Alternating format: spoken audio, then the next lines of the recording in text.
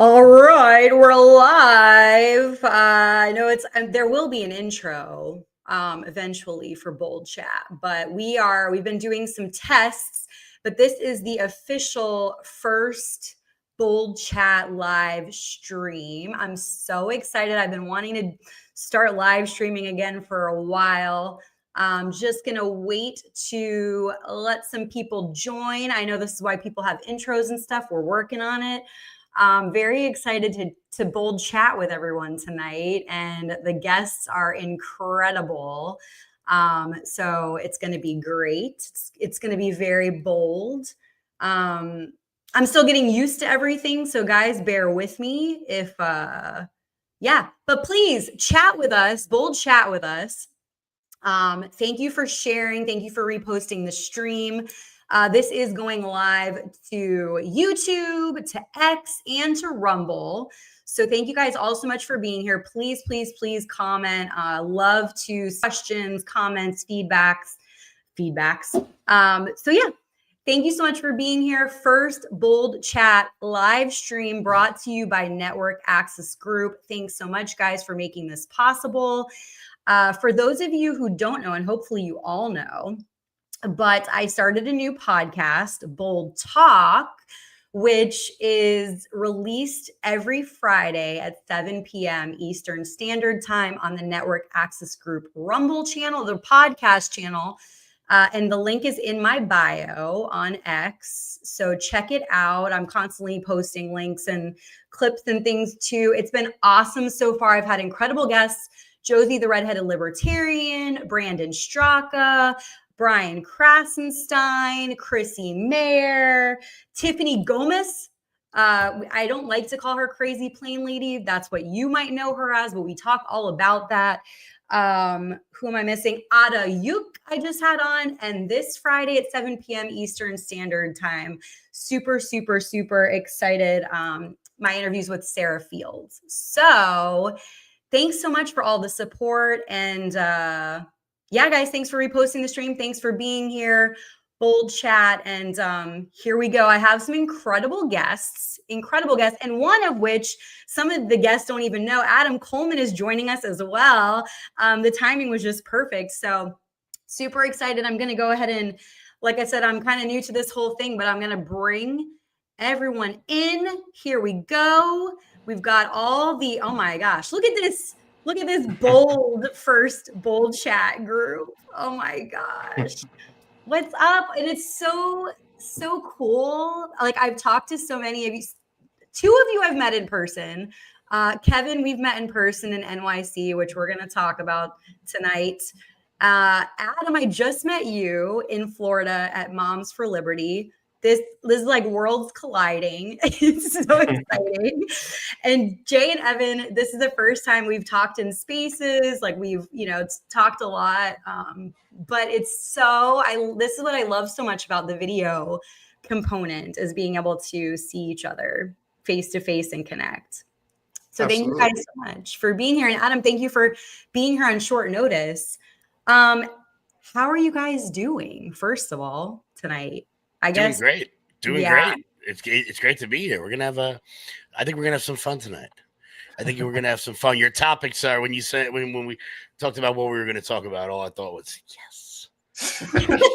Well, you've been talking about some of it. Your host, The Loud Majority, right? How long has that been going on, Kevin? About 5 years. Sean Farish and I started the show as like a local news outlet on Long Island, and then it evolved into a bigger national podcast. And then when Sean moved away to Tennessee, we joined LFA TV, and we host it's basically like a 24-hour podcast network that, kind of like the rest of the 24-hour stuff. It's podcasts from all over the country that all kind of come together and collaborate. But every hour, you can find a different host. I'm on 3 p.m. Eastern every single day. And, it's fun because everybody brings their own flavor. It's not like if you watch CNN and they're all saying the same thing over and over again. You got some people talk about crypto, and I don't know what the hell that is.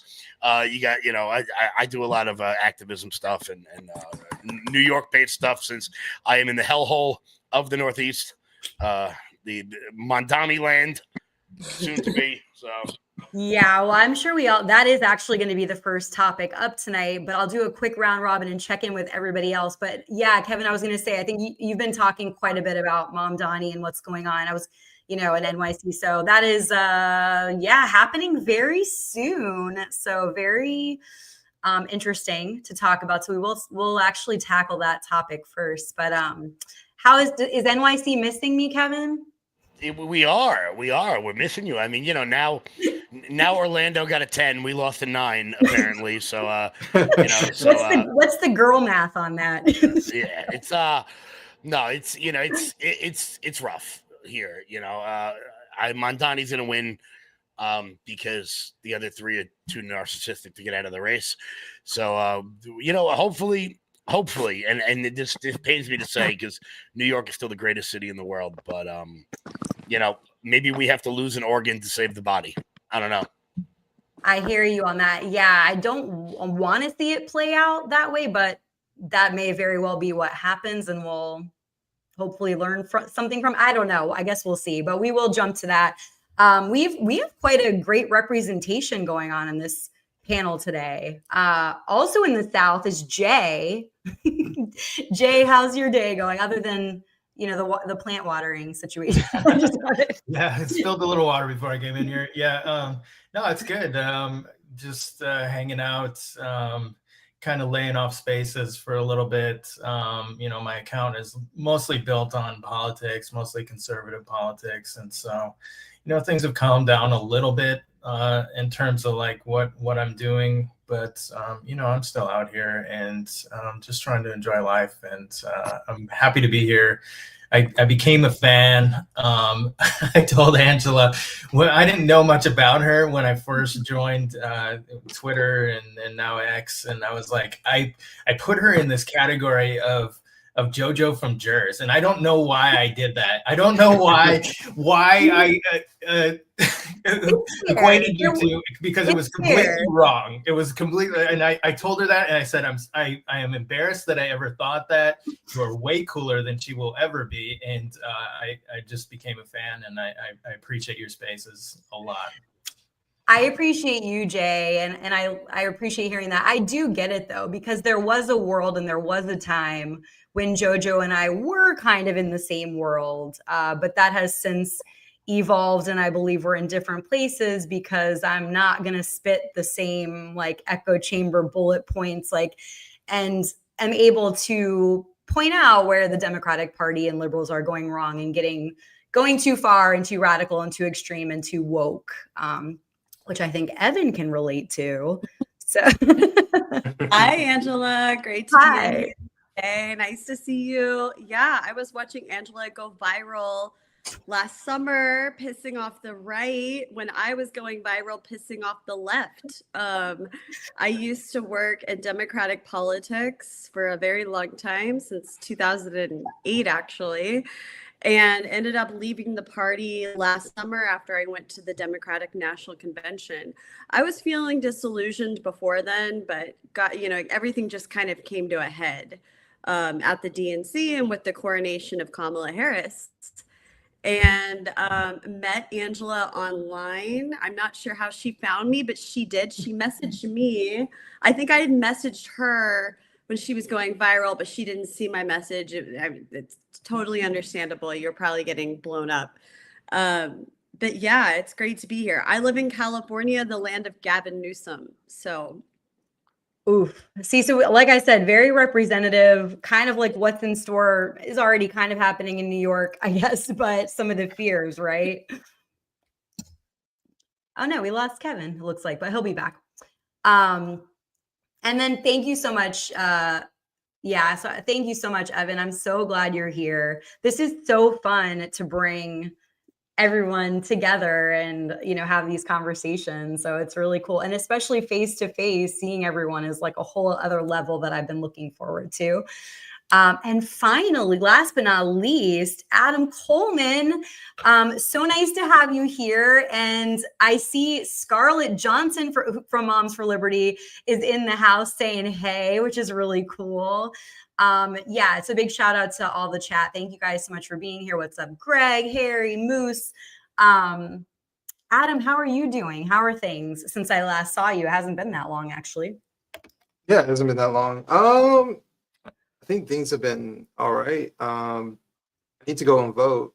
Early voting kicked off in New Jersey, I think Saturday. I was going to do it today, but I ended up not leaving the house today. I was working on other stuff, but I should be able to go vote tomorrow and vote for some change in the state. It'll be the first time I voted for a Republican governor in New Jersey. Um, and Yeah, I think it's about time. I think I'm actually really glad that New Jersey politics is finally getting some light, and especially with having um, Scott Presler come to the state. I got to interview him and other people from Early Vote Action for my New York Post video that I made and the article that I wrote. So that was a good experience talking to New Jersey voters. So yeah, I think it's possible that we'll get a Republican governor, but I think it's going to be really tight. So they're trying to maximize on early voting, and I'm willing to participate in that. Wow. So I didn't realize that. You've probably seen the interaction that Scott Presler and I have had on on X, which has been a lot of fun, about baby fever and all that jazz. I'm jealous. I would like to meet him. How was that the first time that you've met him when you got to interview him?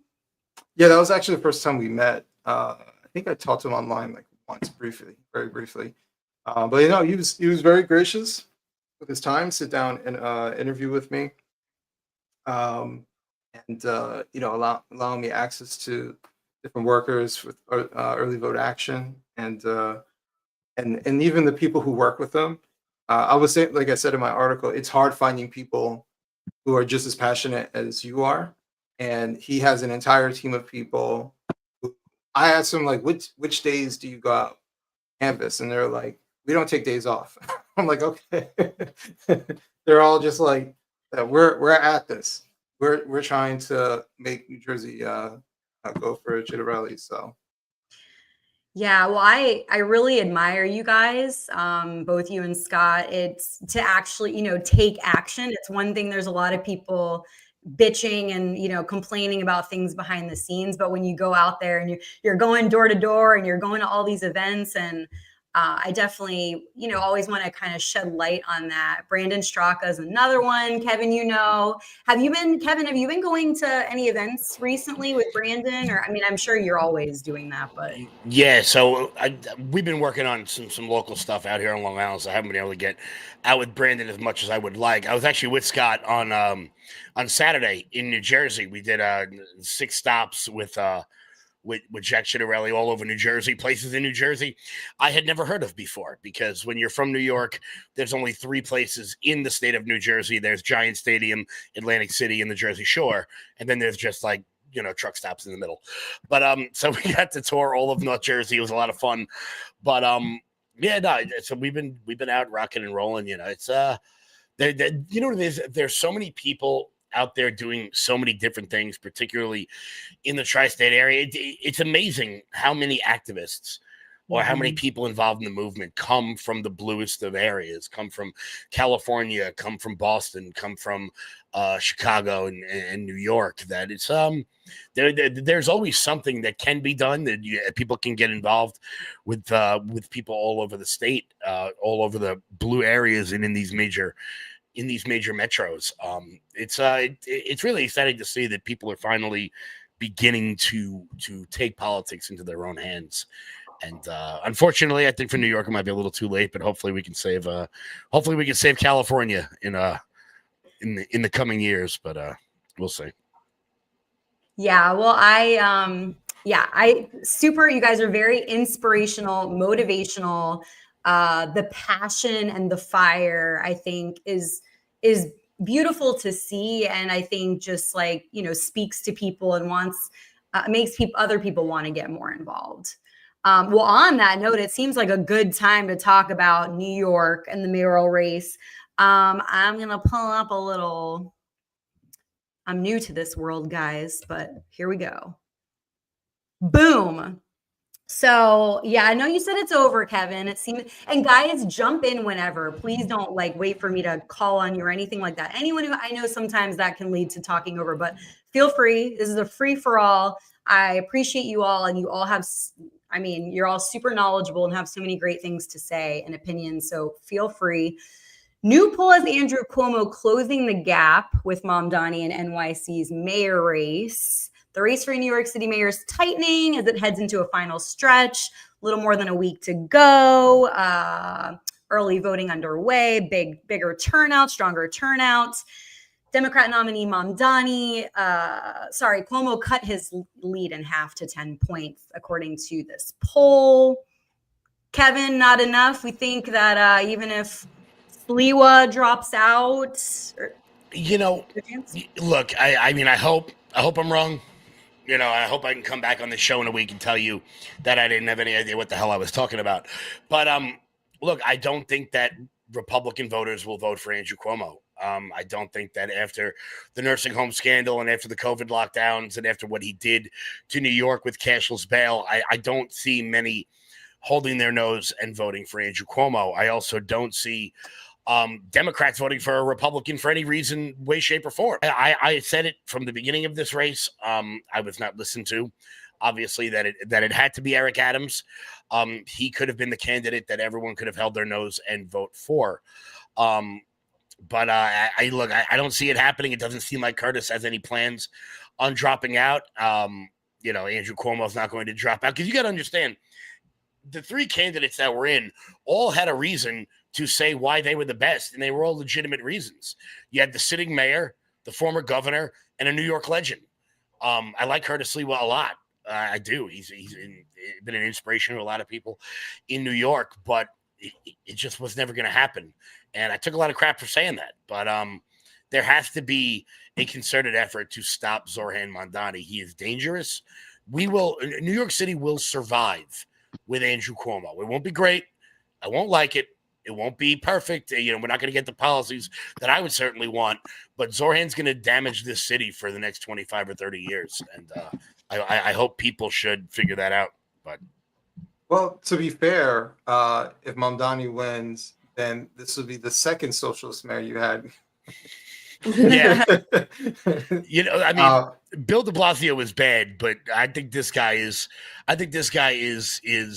a danger that can't be understated. I completely agree with you. So, even though I'm in New Jersey, I'm very close to New York City. Obviously, I write for the New York Post, so I'm very aware of New York politics. I have people who are inside New York City tacitly involved in politics. So I have a pretty good understanding.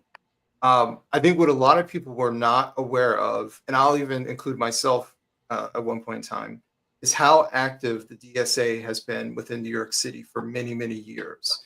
And this is their JFK. Mm-hmm. Like, this is their guy, a somewhat charismatic used car salesman type of guy who says all the right things, possesses no substance, no background, no proof of him being able to do anything that he is saying, no calculator to add up how any of this is going to be paid for, because it doesn't matter. So I think that New York is going to get what it voted for. Mm-hmm. They wanted someone to tackle affordability. And actually, if we're being honest, part of this is the failure of the Democratic Party just in general. Mm-hmm. They've been highly corrupt. They've been trending towards disregarding the working class, and now to the point where they completely disregard the working class. They've gone towards the wealthier types, the Manhattanites, the socialites in New York City. They listen to those people and wonder why everyone else is frustrated that they're paying $4,000 a month to live in a shoebox. And then on top of that, getting a city tax. And then on top of that, New York State has one of the highest tax rates in the country. Mm-hmm. And then the list goes on of it's just a constant incurring tax on them. And no one can afford to live in that city unless you're wealthy. then it doesn't matter. And you get nothing for it. You know, New York is not what Angela will tell you. It's not what it was pre-pandemic. You know, the whole city that never sleeps.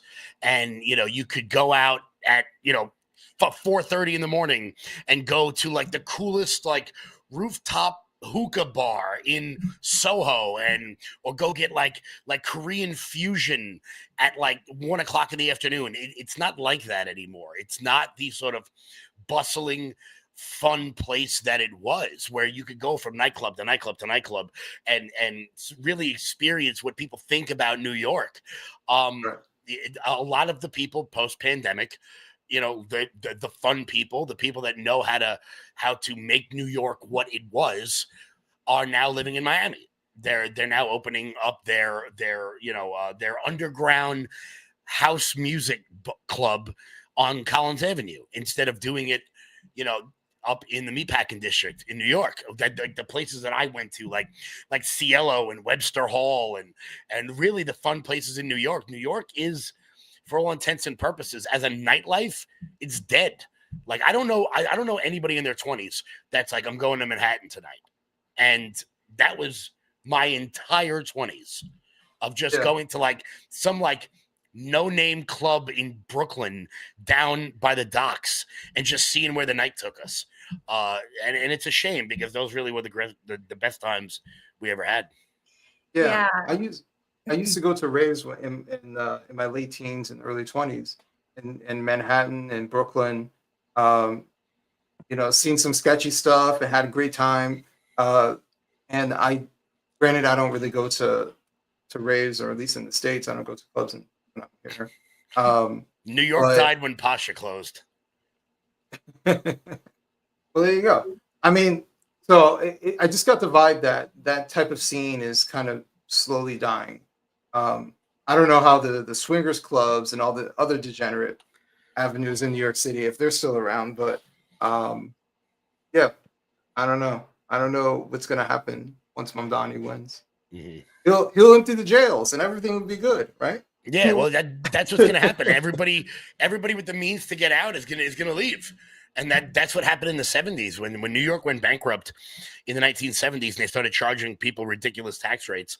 Everyone left, and then you started to see the rise of cities like Dallas and Nashville and all the coastal areas. And you're going to get that again, unfortunately.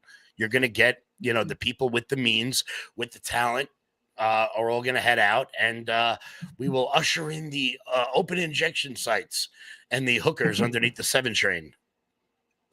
Yeah, like where Evan is from.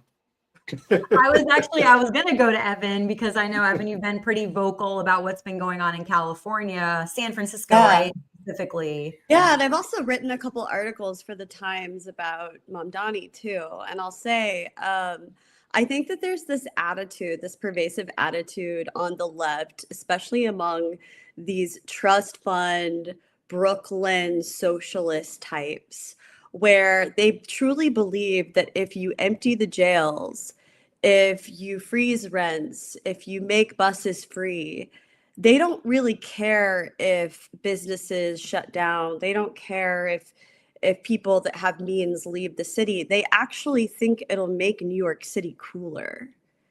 That's really what they think. They think that it'll bring back the artist. They want it to be gritty. They want it to be dangerous. They think that that's going to bring culture back to their city. They do. And so like that is part of the appeal with Mamdani, just on top of the feel-good politics that he brings of making everything free. Now, what I've seen in San Francisco, I've lived in New York City. I lived in New York in 2017. I felt very safe there, actually. I was a single woman walking around Bushwick, walking around Bed-Stuy, all over New York City. And I actually felt pretty safe. I kept thinking that all the time. I was like, wow, for being such a major city, like, this is crazy. I can go out to bars by myself and walk home, and I don't have any fear. And I juxtapose that to living in San Francisco. Just recently, 6 months ago, we ended up leaving the city because I have a toddler now, and it was just too crazy. Inside of a year, my car was broken into 4 times. My garage was burglarized. The week we moved there was 2 shootings within a few blocks of my house. Both of them happened to be at parks where small children were playing. It was during the daytime.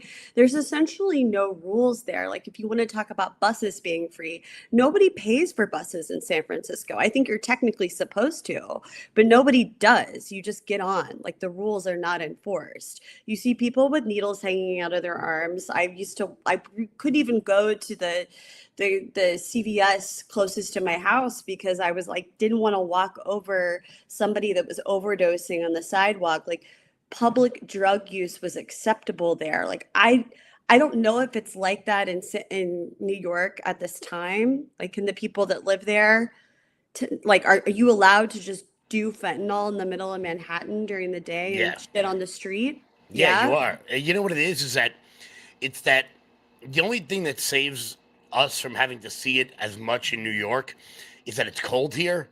So this time of the year, everyone's in the subway.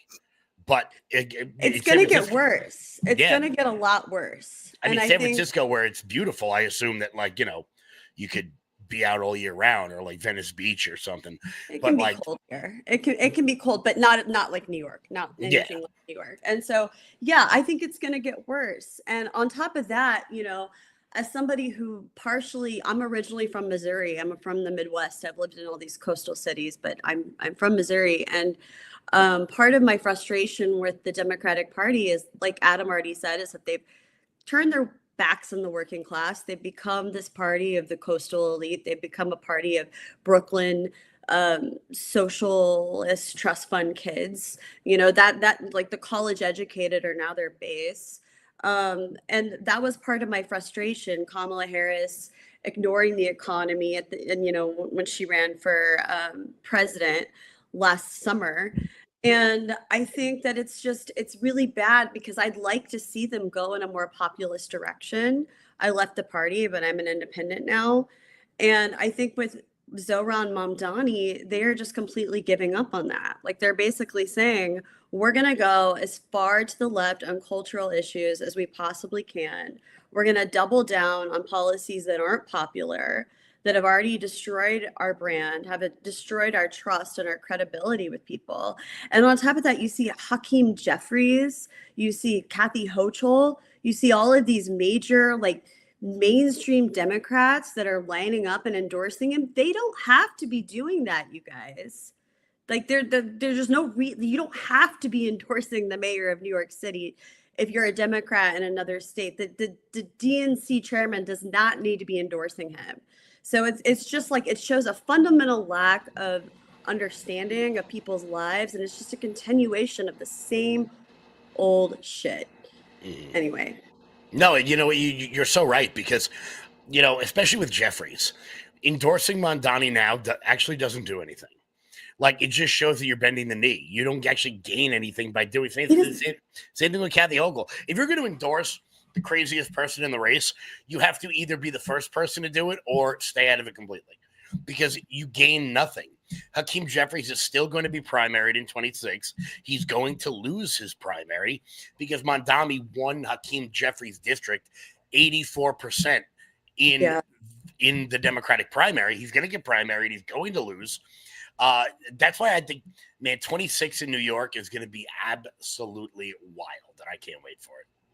Well, and if I can add, so I finished writing this piece. It's gonna come out Sunday on the New York Post about this very topic, because when I saw Kathy Hochul go on stage and I know she endorsed him prior, but for her to go on stage, part of this rally for Mamdani, I thought to myself, one, this is like a humiliation ritual. That this is a visual sign that there's a changing of the guard, because you had the socialists there, you had Bernie there, you had AOC there, right? You had the biggest names of the DSA, right? And Mamdani is their new prince. And then you had figures who are part of the old guard establishment, which not a huge fan of, but I take them 10 times over than a socialist. And here they are. They're coming out because it is what we suspected for a long time, that the socialists have been running the show behind the scenes. That everyone is afraid of the DSA. And they've been bending the knee. And now here they are. They got their JFK. You better go out there on stage. Why is Hakeem Jeffries endorsing them? Because they know who has the power in the party. Everyone else is catching up to what Evan and I have been saying for some time. It's why I left the Democrat Party, because I saw them bending the knee to the most radical fringe. And now it's to the point where they've taken over. They are quite literally afraid. Places like New York City, and Kevin knows, New York City is not about Democrat versus Republican. New York City is about the Democrat primary, right? And what they're deadly afraid of is not the Republican challenger. They don't give a shit about that guy. They're afraid of being primaried within their party. And who has the most energy within the Democrat Party? It's the socialists. It's the DSA. They're all afraid of that. They saw what AOC did and was able to beat this guy who's in Congress, what, like, was it 12, 13 years, however many years? Oh, he was the third most powerful Democrat in the House, Joe Crowley. Like, he was up there, and she steamrolled him. Right. And that just shows you right there. They were there, oh, this is just some one-off. Oh, when she gets into Congress, we'll show her what to do. And look what's happened. Mm-hmm. Look what's happened. She gets more airtime than Nancy Pelosi. The squad, I know, was it Cori Bush is no longer there, but the squad is still there. Well, minus Cori Bush. That's because they have the hearts and minds of the base, Adam. Mm-hmm. They've got the energy of the base of the party. Mm-hmm. And you know what? They can use social media. Look, it doesn't matter what era, what technology you're talking about. The person who can figure out the next way to communicate will always be successful, whether it was FDR on the radio or Kennedy on TV or Obama on Facebook or Trump on Twitter or Trump on TikTok. Whichever person can use the newest means of communication in order to reach the masses will be the most successful. And like, you see the squad kind of try to like work Nancy Pelosi into their little TikTok like videos, and it is, I hate this word so much, but there's no other word to use. It is so cringe. Like I hate when people cringe. Like, that's not a political position, but it is. Like, you're 90, pass the torch to find an establishment hack like Elise Slotnick, who's at least, who was, who listened to Nirvana when they were new rather than, Louis Armstrong. Like, I don't know, find somebody under the age of 1,000. Kevin, it's ironic that you're saying that Pelosi should pass the torch. There's a race going on in San Francisco that is not getting a lot of national attention, but I've been paying attention to it. This guy named Shoykat Chakrabarty, who is kind of another Mom Donnie figure, actually. He was AOC's chief of staff in Washington, D.C. He's worth about $150 million. And he's worth more than Nancy Pelosi herself. And he's running against Nancy, and he's getting a lot of attention, a lot of energy here in San Francisco. I will say that. So she might be getting replaced, but not by anybody better. I'll tell you that. The one thing I will say about Democrats is that they don't, like the DSA, they don't work around the edges. They aim for the top. Joe Crowley, Nancy Pelosi, New York City, they aim for the big wigs and they take them out. And they're not like, ooh, maybe we can pick off, a member of Congress from Rhode Island that nobody's ever heard of before. They're swinging for the fences and they're winning. And I'm over here terrified because none of them live in reality. None of them. Like, look, same thing with Hakeem Jeffries. He is the least talented politician I have ever seen in my entire life. Nancy Pelosi was insane, but at least she, cracked the whip and got people in line. Same thing with Chuck Schumer. Like, he sucks at this. He's not a good leader in any way, the way like like a Newt Gingrich was, where like they said it and that's what happened. And you see Hakeem Jeffries, he's not good at corralling his crazies, and because of that, they're steamrolling him. Right, and just so people know, the Democrats have a 30-year low favorability. I think it's like 60% unfavorable view by the American public. So it tells you that they do not have the hearts and minds of the average American. They may be signaling to certain people who are in distress, and I think that we'll just call them what they really are. I think communists are really good at identifying problems. And America has problems. Every country has problems, right? And they'll sound just like us, saying, you're ignoring the working class, which they're right. But their prescription is evil, right? Their prescription is terrible. It doesn't make sense, and it will ultimately lead to more destruction. And so what I wish more Americans were aware that there are shysters like Mamdani and like many others who are going to pop up who call themselves progressive, right? But they're going to say the thing that hits the heart of the person who is struggling, but it's a ploy, and it's bullshit. And the last thing I'll say is the reason why these people are able to be picked off, a lot of it has to do with America in many places lack competition. They just have. They've lacked competition when it comes to an oppositional party. And many Republicans don't like when I say this, but you're not there in Baltimore. You're not really there in New York City. Not really there in major metropolitan areas. And the argument is, well, we don't want to spend our money in a race that we know we're going to lose. Well, then that's the attitude you've had for 100 years in many of these places. I mean, Chicago hasn't had a Republican mayor since the 1800s, or I think it might be the early 1900s. Look at New Orleans, same thing. I think it's the late 1800s. They haven't had a Republican mayor in a supposedly red state. And why? And it's because they've given up that territory and they're focusing elsewhere. So because of that, they've had no real competition, and the Democrats have taken that for granted as well. And now they have real competition. They have highly energized, highly organized communists who are way better. And communists have been really good at propaganda we can go in history, really good at identifying the problem and having really good propaganda to convince people to support their cause. Because the big wigs up top who've been running the show have stopped giving a shit about us. That's why it works. So they don't have to worry about the Republicans. They have to worry about the monster that's inside their house. But and you know what else is that because all of them are in leadership, Pelosi, Schumer, Nadler, Jeffries, Schiff, they actually don't go to the district. Like Mamdani, for his credit, he's walking down the street. AOC walking around the neighborhood. I'm sure I can't say the guy's name that's running against Pelosi.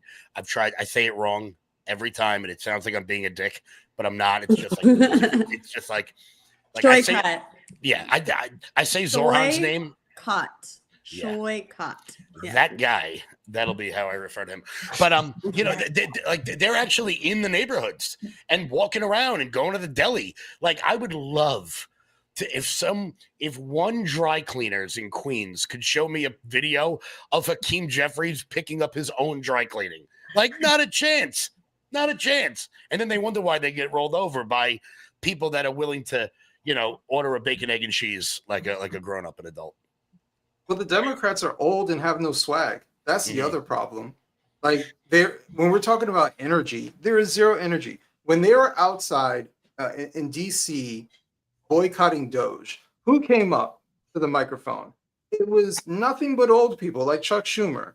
Then you look behind them, it's nothing but, really, they were probably teachers' unions. and other government union workers. But it was nothing but boomers, just old boomers who are just like, get your hands off my government. You know, but that's not real energy. Look right? at No Kings. You saw the No Kings protest in Atlanta. It looked like a damn Mumford and Sons concert. Like I've never seen that many white people in my life. And I'm like, you're in Atlanta. How could you not find like 9 black people to join you? There's a large group, but that's it. It's just like 70-year-old hippies that like, oh, No King. By the way, Democrats, congratulations on your No Kings protest. We in fact don't have one. So well done, guys. Well, I appreciate people who are vocal and want to call stuff out because, you know, I think when you ask people why they support Mamdani, it's very hard for them to articulate other than things sound good, but it's very unrealistic. I've always compare him to like the kids in high school running for like class president that are just like, it's free pizza and you get this, but there's no real plan. There's no real budget for it. It sounds good on paper, but you know, and then the lack of experience. So how do you put your faith in that? But that's what happens when you ask any of these DSA candidates like a second level question. Okay, Zorhan, you're going to make the buses faster. Are you going to get rid of all the cars on 8th Avenue? Yeah. Are you? And if you do, if you are able to solve traffic in New York City, if you're able to solve that problem, do you think it's a great idea that we have buses going 65 miles an hour, like through Midtown? Do you think that's a good idea? I don't know. Could be an issue to just have buses just mowing people down, like electric buses going 60 miles an hour down Fifth Avenue. It's going to look like the damn Jetsons. Like, or here we go. You're going to build more housing. Where are you? Where are you putting the? Are you like going to stick them up people's ass? Like, you know what they're going to do. Only available space. They're gonna seize all of those giant high rises that are empty.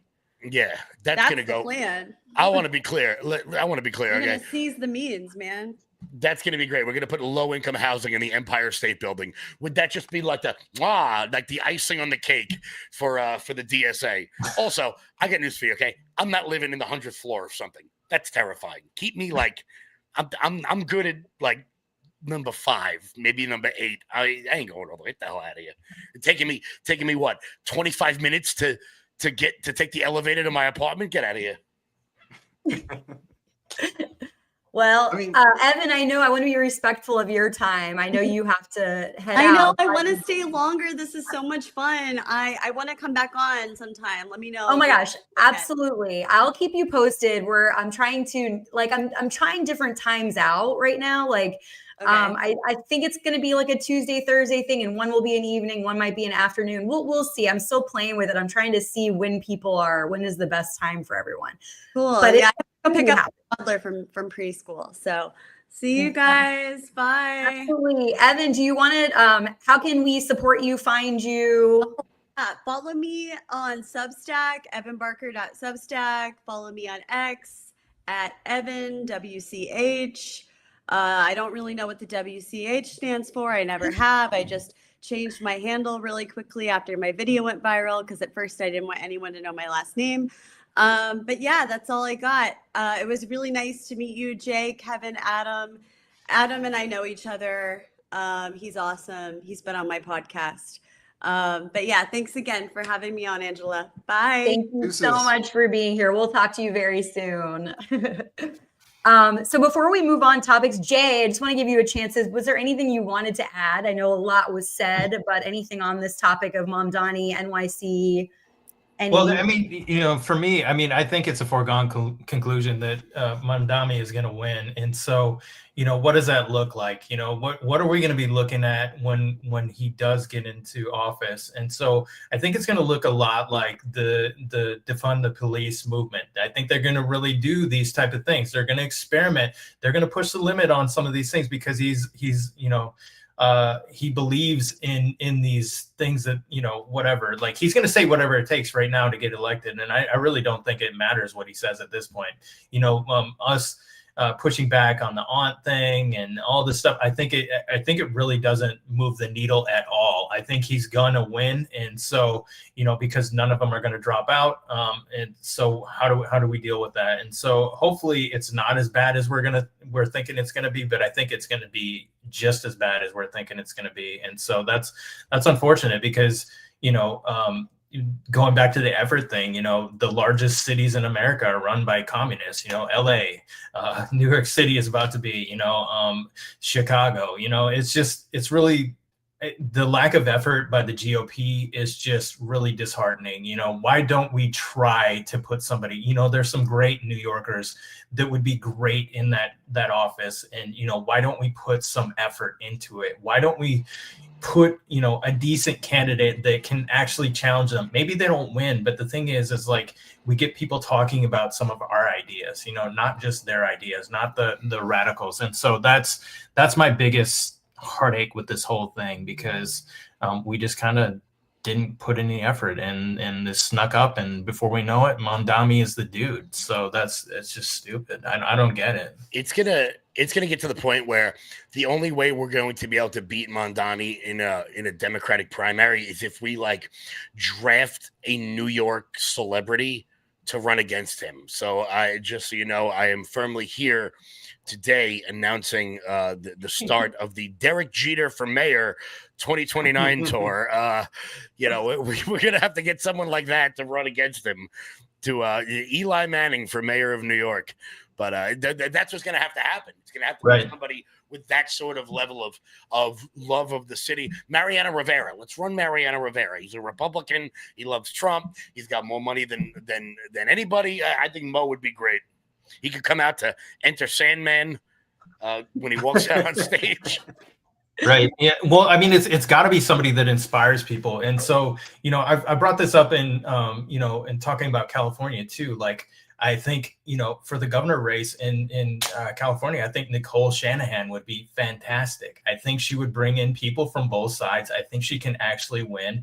And I think, you know, that's probably as conservative as we're going to get in a place like that. You have to be realistic about the places that you're talking about. And so, you know, you are not going to get this hardcore MAGA candidate to win in these places. And so, you know, keeping that in mind, you know, look at where we could get a win, you know? So I think somebody like that would be awesome, you know, and, you know, thinking long-term and trying to regroup, trying to do better next time, because we really sucked at this one.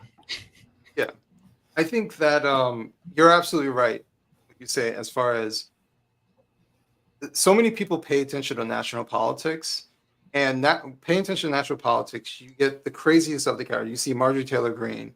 You see all these very conservative or very liberal people, and there's a in between somewhere, right? It's a spectrum, and having someone who is a carbon copy of Marjorie Taylor Greene try to run in San Francisco is not going to work. Like, if you, and I have a friend of mine who's out in Sacramento area, almost won a blue district at running as a Republican. And it's because she's conservative, but she is not bombastic. She is very rational. She talks to people. She talks to people who think differently from herself. She doesn't try to ridicule the other side, right? She's very understanding. She acknowledges that sometimes Democrats do have good ideas, but her prescriptions are better. You know, it's things of that nature. It's someone who is much more moderate and reasonable. That person can take traditional Democrat voters who are tired of not getting the thing that they're looking for, and they don't feel that the Republican Party has someone who is moderate enough where they feel comfortable voting for. So, you know, you have to be very careful about having the right type of person running in the right type of district. The problem is, we can say all that, but behind the scenes, how politics works is who's connected to who, which district is open, and this person who doesn't live in this area is going to run in this district, and they're going to say some wild, outlandish shit, and it's going to turn off a bunch of people, and then everyone's going to scratch their head. How come Republicans never win this district, right? And the person who could have won, well, they'll get crushed by the party because they're not connected. But this guy who is connected, who's a terrible human being and no one likes, well, that's the person they're going to prop up and endorsed by the state Republican Party. That's the reality of politics, is that the good people who are reasonable, rational, get crushed. Doesn't matter which party you're in. If you're not connected, good luck to you, because it's going to be a massive uphill battle. If you're not wealthy enough, good luck to you. It's going to be an uphill battle. And that's unfortunately why a lot of good people don't last long within politics. And we end up with sociopaths and narcissists run the show. It's the it's a race to the bottom when it comes to people running in politics, and it's because it's such a blood sport. It's because they look to destroy you. It's because they sit back and they find a photo you took 30 years ago and try to castigate you as something that you're not. So good people don't jump in. I say it all the time. When I eventually run for Congress, there will be photos of me. And there will be photos of me doing all types of outlandish shit. And when those photos come out, I'm just going to go, yeah. Just don't have a Nazi tattoo on your chest and you're good. Well, apparently group chats talking shit with your boys, not okay. Literal Nazi tattoo. Sometimes things happen. What are you gonna do? He's an oyster farmer. But like my fantasy football group chat is now fair game. But my Nazi tattoo I got in Croatia or wherever the hell that was. What? Well, I do tend to think that people like relatability, authenticity, transparency. So I do, and accountability, all of those things, it feels like more than ever. So I feel like kind of owning up to things, taking responsibility. I think people can kind of get behind you in that sense. So you're not wrong about that, Kevin, in planning that and just planning to own things, because we all, make mistakes, grow up, evolve, etc. Like we're all human beings. We're not perfect. So I think, there's something there in terms of being authentic and genuine. And you know what? We are also entering a time where every one of us has like a picture on their MySpace that like they don't remember they had. So like soon it's gonna be like it's gonna get to the point where nobody's gonna care because everyone's got like a Halloween costume they shouldn't have worn, or like shirtless on a bar at Mardi Gras, something. And I think that we're almost at the beginning of that era now where people are going, all right, like, is that really the end of the world? Probably not. Yeah. Well, I feel like that type of stuff, though, it's not about the picture that they uncovered. It's your reaction to it. I think that's the thing. And that guy with the Nazi tattoo, I think he's full of shit. And I think that's his downfall, that he's lying about it. And then magically, the next day, he gets it covered. Mm-hmm. Oh, funny how that happens. Like, you sound like you're full of shit. You got busted, right? Because you had, 20 years to get it fixed. No one ever told you? Look, who among us doesn't accidentally get a Nazi tattoo?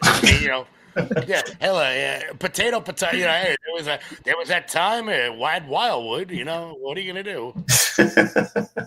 Hangover, Croatia.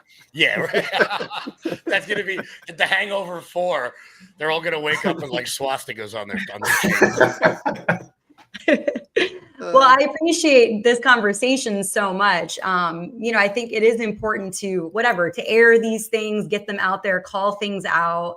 So I appreciate all of you being here and contributing to that, because, the more conversations I'm having with people, I think we are all so much more alike than, the narrative and the rhetoric wants us to believe, and the extremes.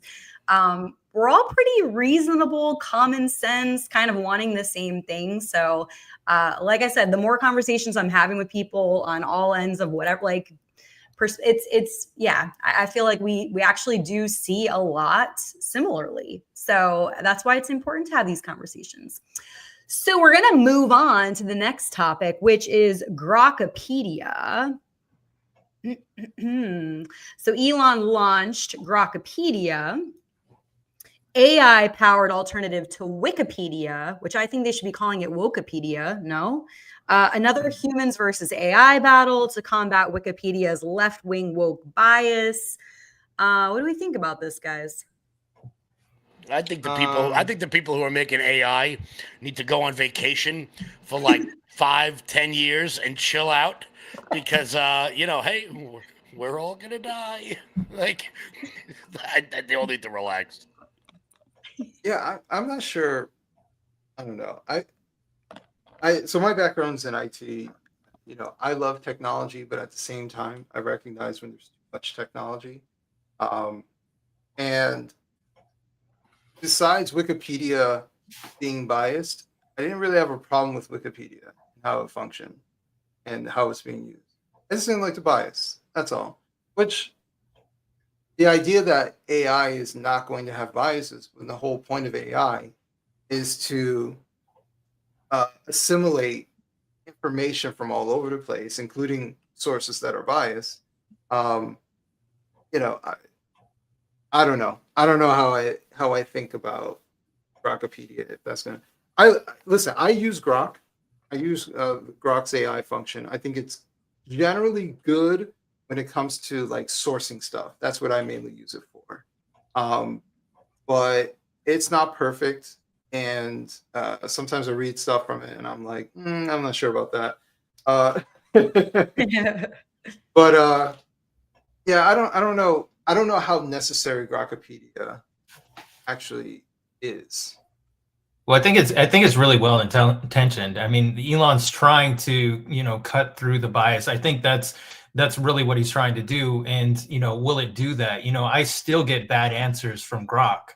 I will, I'll search something or whatever, and I know what the answer is before I even search it, and it will give me like this funky, and it'll cite, a news source or whatever that's completely biased and stuff. And so, I think we got a long way to go before we get to what he's envisioning. However, back to the, I think he's very well intentioned, and I don't even use Wikipedia anymore because I know it's complete spin or whatever. And like generally, if I'm searching for something, I kind of already know the answer. So, it's just, I don't know. I think it's a good idea. I just don't think we're going to be super useful anytime soon. I think it's several years down the line where it's going to be like something where you can actually use it for, writing papers or something like that. I don't think it's, it's just kind of more of like, I use Grok all the time, but it's more of a fun thing, or more of, I need to get something, like I need a number or something like that, and I don't really want to look it up on my own, and so it'll find it for me. But unless you're looking for something very specific, you're trying to get in, you're asking it something, and it'll give you an opinion or something like that, and it's not always true. So I think it's very well intentioned, and credit to Elon for trying to do these things, trying to preserve free speech, trying to cut through the bias and stuff like that, because our media are these Google, Wikipedia and stuff, these things are out of control. It's really like they've morphed into something, just they're propaganda machines. It's really crazy. And for a kid growing up, and they're inundated with this stuff, just how do you navigate that? I mean, they go to school and they're seeing it everywhere, and it's just like, it's got to be rough, for parents with very young children right now. How do you raise them right? How do you teach them the right things? How do you cut through all of these things that they're going to be forced down their throats as they're coming up? It's just crazy. Yeah, I mean, obviously you have to teach your kids to use discernment. If it doesn't sound right, then it's probably not right. Even though AI spits out an answer, you have to check it. It's like anyone else. So AI is not flawless, and I don't think it'll ever be flawless. You have to check it just like any other source. But I'm going to say something. It might be semi-controversial about Elon. There are aspects of Elon that I appreciate. But I think that Elon runs into the same avenue that we see from scientists who are rather unethical, who want the who want to experiment for experiment's sake, and that the pesky ethics stop us from finding advancements in medicine, and stuff like that. They speak like that because they don't look at the ramifications and they hate the hurdles of trying to keep them in line. So we're not experimenting on children just so they can come up with some vaccine for whatever. Like we have an ethical standard.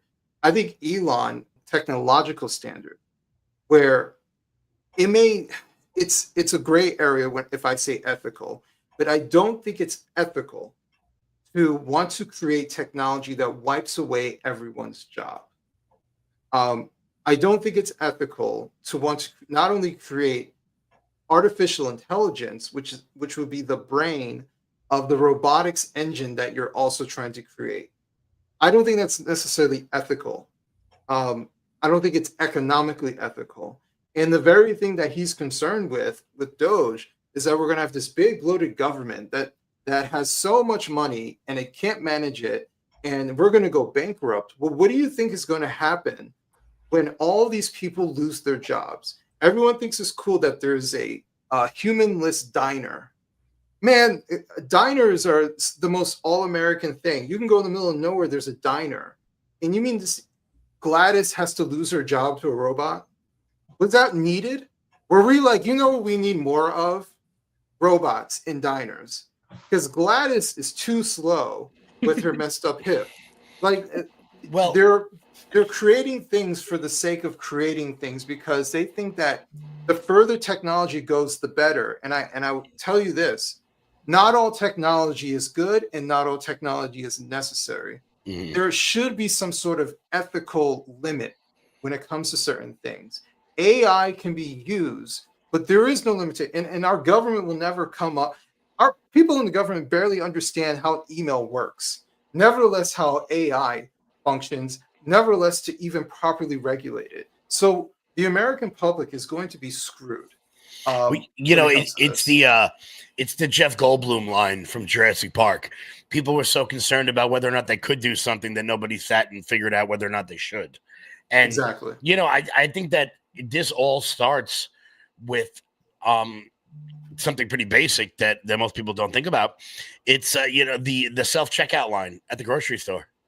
I can't remember the last time I had like a cashier, but I have somebody come up and correct the AI when they could have just had a cashier in the first place. And look, a lot of it comes from, businesses are always going to try to innovate. And the big question ends up being is that if Elon doesn't figure it out for the United States, then does some AI guy in China figure it out? Does some Russian dork sitting in a frozen basement somewhere figure it out? Do the nefarious actors around the world? And you do have to weigh the idea of you're never going to stop progress. However, what are we progressing towards? Because, right. I don't know if we've all seen Terminator, but that doesn't end well for, everyone. There's a question about AI, about what would be the best way to get rid of spam emails that you get or spam phone calls. Somebody came up with an AI to figure out how to get rid of those. And the AI figured out that the easiest way to get rid of spam emails was to get rid of the people sending them. Because AI doesn't think, it doesn't have a conscience. It just figures out the natural solution. And I'm sitting here going, I'm like, well, that would be the best way to get rid of spam phone calls.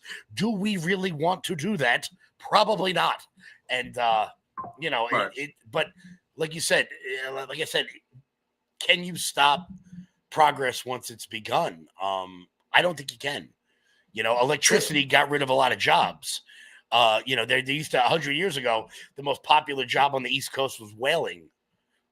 We don't do that anymore. So, can you stop it? I mean, right now, the number one job for men without a high school degree is long haul truck driving. would it be safer to have AI do that? To have driverless trucks that don't fall asleep behind the wheel and don't, have a little bit of whiskey behind them, or don't make illegal U-turns on California highways that end up killing a family? Like, would it be better to have a computer do that? Maybe, but then you're going to put an awful lot of people out of work. But when electricity came out, they put a lot of lamplighters out of work, and so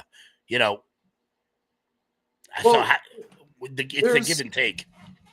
Yeah, and I'm not anti-progress. Like you said, there have been different inventions that have come about. For example, we don't really have guys who go to every business to fix their printer anymore.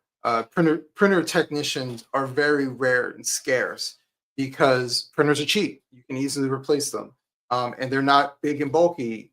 Well, most of them aren't big and bulky anymore. You can just toss it out and get a new one. So I understand there's always going to be some sort of progress. The thing about AI, it is different. It is vastly different, and it is growing, and it's growing rapidly. The conversation around AI has been vastly different, even in 6 months. Even in just the utilization in such a short, I can't talk, with such a short period of time, it is worrisome. And because it's so rapid and the implementation is becoming more and more commonplace, the marketplace for human beings and how we work and how we are able to survive and take care of our families, how fast can we adapt to that change? So, for example, for all I know, 6 months from now, long haul trucking can be definitely done by AI trucks. Okay, and that could be in 6 months. So what do those people do, right? How quickly are they able to see that it's happening? Because I'll tell you this, I don't know about you guys, but every time I turn on the news in the past few days, Amazon either laying off people or planning to lay off hundreds of thousands of people in a very short period of time. And what's going to happen to those people? Because Amazon went all in on building these warehouses all over the place, including in rural areas. What are those people going to do for a living? So, truck driving is the most American, people who come out of jail want a new start. They can get into trucking and take care of their family. And also, I don't know about you guys, but I don't know if I'm ready for car accidents caused by no one. No, you're not wrong. What's that guy doing? Oh, no one's in there. Oh, okay. Yeah, you got to take the insurance information down, but you got to remember your old password first. They got to send you a 6-digit code, which I'm really getting sick and tired of. I thought that's what the password was for. But also, you bring up Amazon. I feel like every month I see another test or another story about drones delivering Amazon packages. Now, I don't know, but maybe it's not the best idea to have drones dropping shampoo from the sky into my driveway. I don't know. Are we going to have people just dodging Amazon packages? Like, you're walking down the street, whoa, how is this going to work? And it's one of those things you said, oh, what if we could do this? All right, maybe just chill out for a minute. Well, they've already started. Mm-hmm. Amazon drones are in certain places in the country. In Scottsdale, almost all the Ubers don't have drivers. I'm not getting in a driverless car. I'm not doing it. That's terrifying. Yeah. And here's the thing, because we're, Evan and I were talking about the working class, right? Okay. Our economy has been relatively stagnant and people are still trying to recover from COVID. And so what's a quick, easy way to try to make some cash because you're not getting as much hours as you were getting with your job, or you're not getting that raise, but rent is going up, energy costs are going up. Well, you can do Uber. Well, guess what? Elon is all behind fucking just wiping that economic opportunity out. Where is the economic ethics when it comes to technology? And we can innovate. What I'm talking about is implementation and the amount of and how far we should go. Like there is no national debate about how far we should go when it comes to AI. And because there's no debate, then it's a wild west. We can just do whatever we want and place it wherever we want. And we can turn around and the biggest corporations can lay off hundreds or thousands of people because, well, they're a private company. They don't need accountants. AI will do it. Like, so then what are these people going to do? Well, and then just to be fair, nobody needs accountants. You know, we can do away with all the accountants and lawyers. They can all go over there. But look, you're absolutely right. And look, I want to be clear. Do I trust the octogenarians in Congress to regulate this sort of? I mean, you guys remember those? You remember those Facebook hearings from like 5 years ago? I was sitting there and I was like, "Oh my God! Someone get one of these people's grandkids to explain to them what the hell Facebook is." Like, and it wasn't like a new technology. Like it wasn't, you know. It had been around for a while. It's like they all had to go watch like The Social Network to figure out what the hell Facebook was. It was wild. Do I trust Chuck Grassley at 93 to regulate AI? And he's like the old man that still has his wits. You know, the McConnell who can't get from the office to the bathroom. Do I want him to? Not a chance. Like, what are we doing? Yeah, they're not going to be able to regulate it properly because they don't understand it. They can have hearings and maybe get somewhat of a gist, but we're not going to be able to have a legitimate discussion about how we should move forward. Should it just be a free for all? Like you just invented a new technology, you can use it however you want. But we regulate stuff all the time for various reasons because we recognize there's a risk. Like I said, I used the medical example. There's a reason why they made gain of function research in China because you're not supposed to do it here, right? They brought it over there and they said, for technology's sake, let's just manipulate a virus because we want to try to figure out how to stop it. You know, that's how we. This is what happens when you remove what could possibly go wrong? That's COVID. You know, they want to remove the guardrails and do things because they can. Mm-hmm. And I'm thinking in the same way with AI, because there's no guardrails with AI, they are just implementing it with carte blanche. And people aren't realizing a couple of things, that the big AI companies is basically like a handful of companies. So that means a handful of companies are collecting the most data about Americans and everyone. And I don't know if we're ready for that conversation. Do you want Grok to have all of your data? Do you want ChatGPT to have all of your data? Because it needs data to function, right? That's going to be it's the biggest commodity, which is why Elon is trying to have access to all of this information. It's why X was appealing, because he gets to have access to more information. So are we ready for 5 companies to know everything about us 100% of the time? I don't know. Find out everything about me. I'm so interesting. dig through those old photos. And the second thing I'll say, and I know I've been talking a lot, the second thing I'll say is this type of stuff and what's going to come from AI makes socialism attractive. It makes it attractive. I can't get a job and I've been replaced. We talk about the great replacement theory. We've been replaced by robots with AI that controls it. Like, what are we supposed to do? Because I can't even be a barista because Starbucks has replaced me with robots who can make stuff faster. But what's going to happen with me as a job? I can't find a job. And that stuff is starting to happen now. Imagine in 6 months, a year, 2 years, 5 years, what's going to happen? Socialism is going to become more attractive and UBI is going to be up for discussion.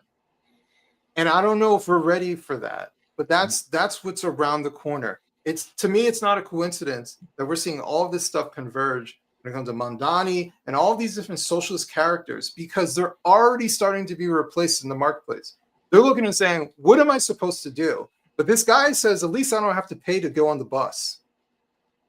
Like, these are real concerns that people have. Such great points, guys. As Joshua said, you're spitting facts.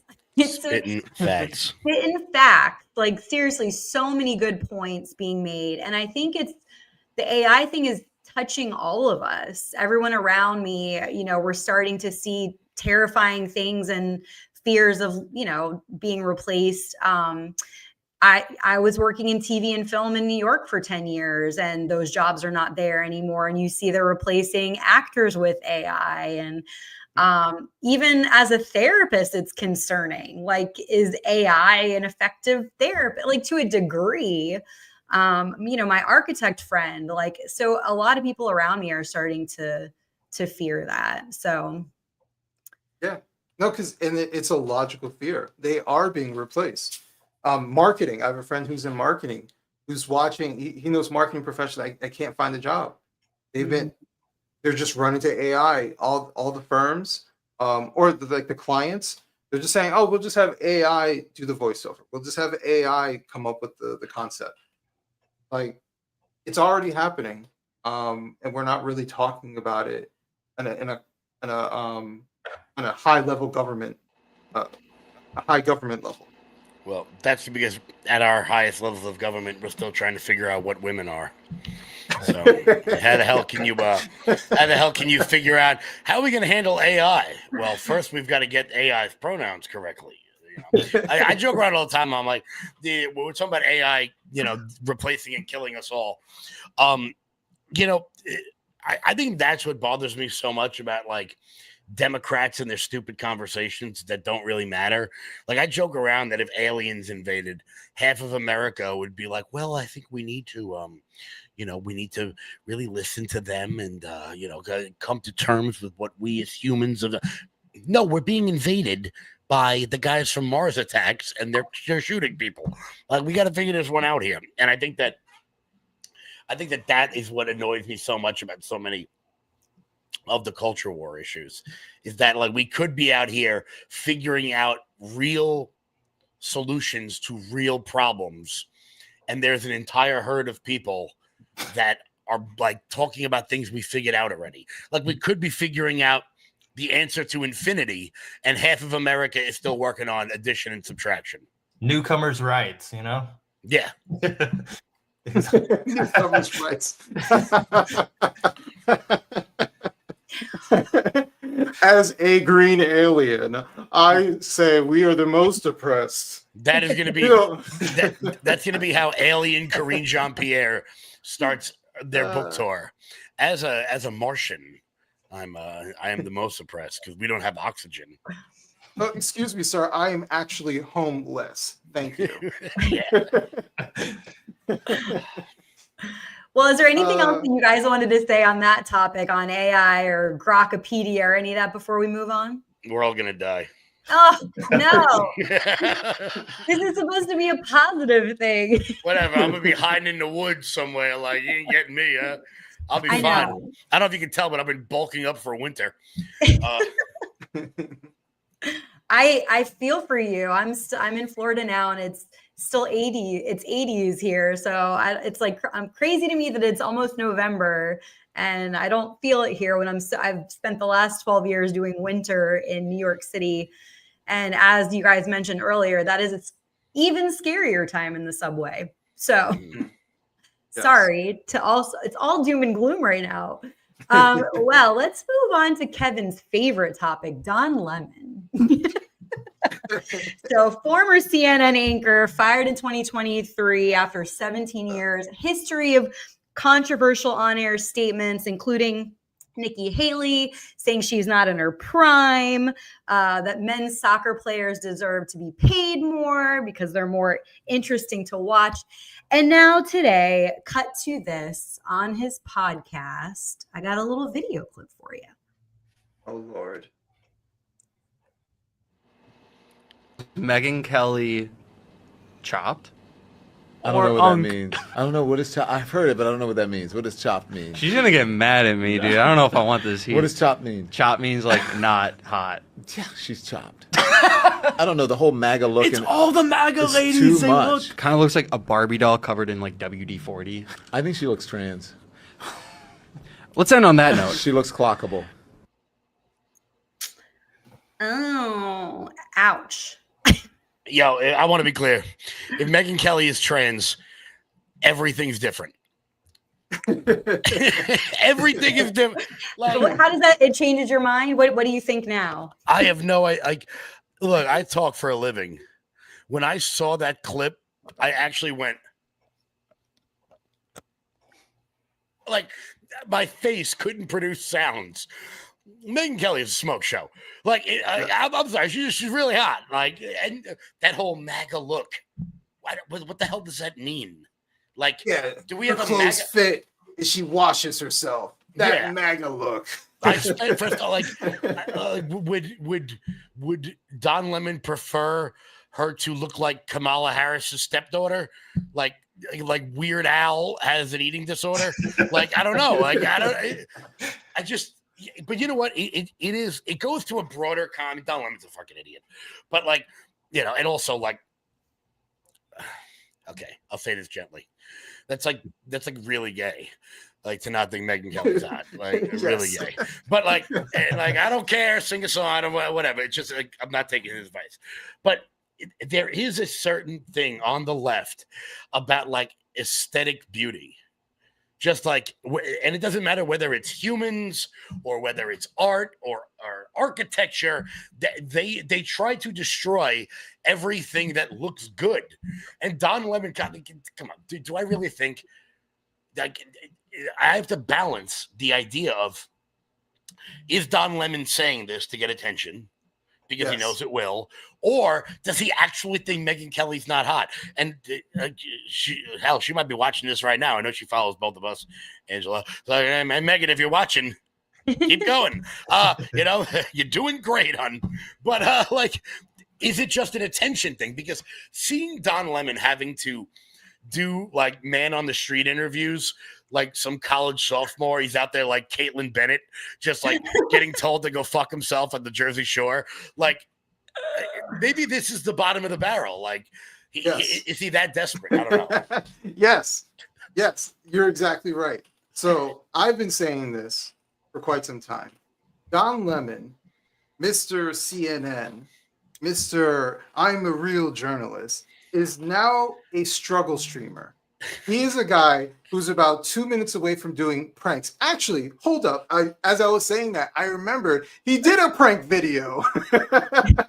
He's going to get arrested in Japan for like annoying the residents. Like, oh man, he's going to be on he's going to be on TikTok next week going, "Oh, this is my current wife." Like, or you know,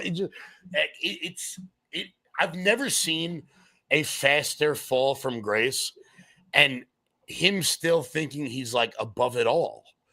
Yeah. Like, well, his ego is completely inflated.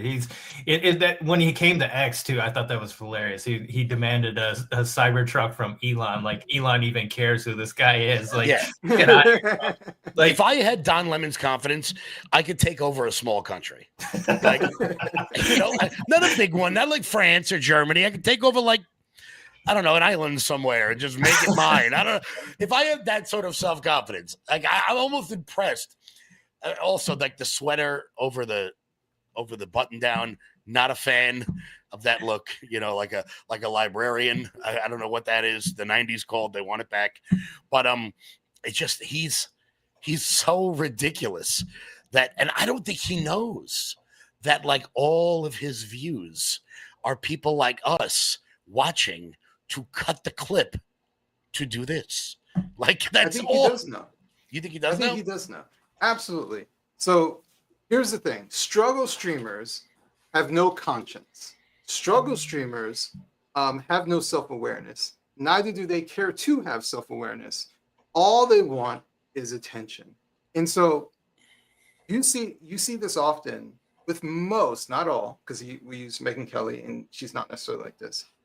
But when you have people who have been groomed by the hands of the mainstream media and they're taught to look a particular way and speak a particular way and address things a particular way, and they're told constantly they're special and they're given these inflated contracts, and then they drop them like a divorcee because her husband found the secretary to be sexier than she is, right?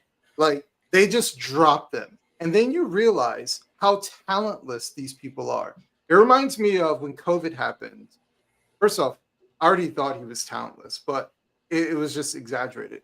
But when you saw what's his name with the Daily Show? What was his name? Trevor Noah. Trevor Noah, yes. Oh, even when I was he's dreadful. Oh, he's so terrible. not funny.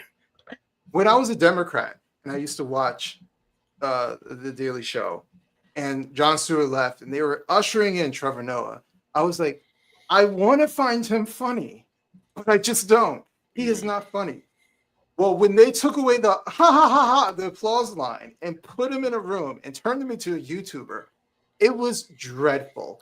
And you saw that with Stephen Colbert, dreadful. You saw that with all these people. And COVID made me realize that most of these people are just like these creations of an entire team of people, writers, makeup artists. Like you just have this entire team of producers, directors who are constructing Stephen Colbert and as to how they want to see. But when they're sitting in their stupid office in their room, in their house, they have no talent whatsoever. They're not appealing whatsoever. Do you remember when like the 5 late night hosts had like that one episode of it was Seth Meyers and John Oliver, Colbert, Fallon, Kimmel. I mean, like, wow. I remember like seeing the promo for that going, oh God, that's gonna be so bad. And like here's the thing, it's not a right versus left thing, because obviously, spoiler alert, Republican. Like I watch Bill Maher every Friday. I grew up watching Jon Stewart. They are funny. They are talented people. Bill's kind of phoned it in a little bit in recent years, but like they are. If you see Bill Maher like doing stand up, he's still got it. But like Trevor Noah and John Oliver, when John Oliver first started, I would urge everybody to go watch season 1 of Last Week Tonight. It was hilarious when he made fun of the Miss America pageant and he did a whole thing about Palm Wonderful. Like those were funny bits. But these people are so broken by Trump that he has actually almost ended late night comedy. And look, take Saturday Night Live, for example, okay? We'll go back when Chevy Chase played Ford and Will Ferrell played George W. Bush. They probably didn't like them, but they didn't hate them so virulently that the jokes stopped being funny. I like to laugh. When Tina Fey played Sarah Palin, that was gold, and she abused her. But now the jokes just aren't funny anymore because it's meant to be like spiteful and hurtful and not comedy. Not it's like it's like political perspective first, joke second. And whenever you do that, it's not going to be funny. Right. No, I completely agree with you. Yeah. So as far as him, I don't take anything that he says as to being real. He is purposefully saying stuff so that we could be like, what? Megyn Kelly trans? And then we talk about him. And then hopefully it shares around. And he doesn't care if we agree with him or hate him. Either way, we're saying his name and making him relevant. And that's all he really cares about. But that's a mental illness. Like no, that's just struggle streamer bullshit. That's all. That's what they all do. I mean, but even like the kid growing up that like wanted to get attention no matter what, so he was like an asshole in class because he wasn't getting attention at home. That's what this is. It's like, I don't know. Like, is he monetizing it? At least somebody who takes the wrong position on every single topic, like, whatever I'll say is Destiny. Like, at least he's getting rich off of it. Is Don Lemon like even monetizing, or is he selling birch gold? Like, I don't know. Is he?